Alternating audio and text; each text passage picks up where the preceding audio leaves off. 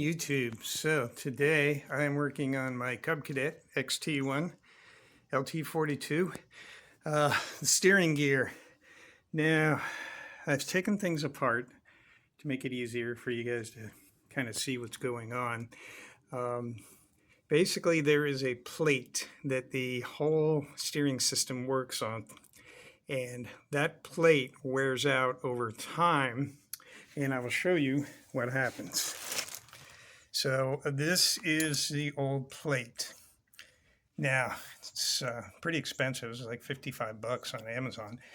But what you can see here is this hole is gotten gored out over the years. It doesn't take very long, but essentially grit and stuff gets in there and it starts to make the hole not round but actually kind of oval. So your steering rod just kind of flops around in there, and that causes all sorts of problems in how you can steer. The new one that I just got, looks like Cub Cadet got smart and they sleeved it inside there.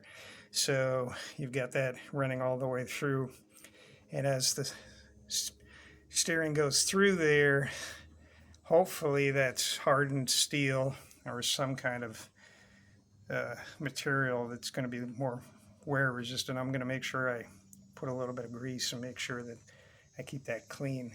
But this is the actual fulcrum point where everything spins, and this is how you bolt the thing to it.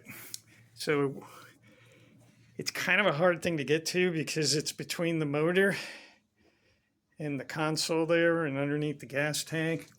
I did just disconnect the ignition wires, but it's really not that difficult once you get into it. Here's the steering. I pulled it back up so that I can get it out of my way. At the bottom of the steering, there's just a single nut. You can take that off. You have to go underneath there, drop your deck. You don't have to remove it. You can get underneath there.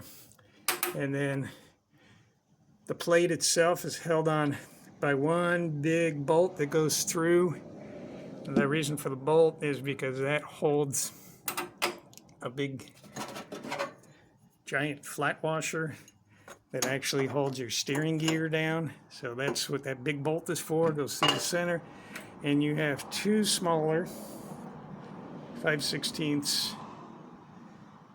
and those are the ones that will go here and here, and that finally, when you get those two out, the plate just pops off, hopefully.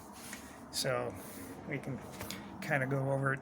You got the one big bolt that goes straight through here that holds the gear on. This doesn't actually have a bolt for it. It's just kind of a spot for the entire ring gear to pivot on. And then you have the two smaller 5/16 here that hold this plate on. So once you get there, the nice thing is the steering is kind of floppy enough that the whole thing can pivot up and out of your way to work. So I'm going to go ahead and put the new one in and film some more.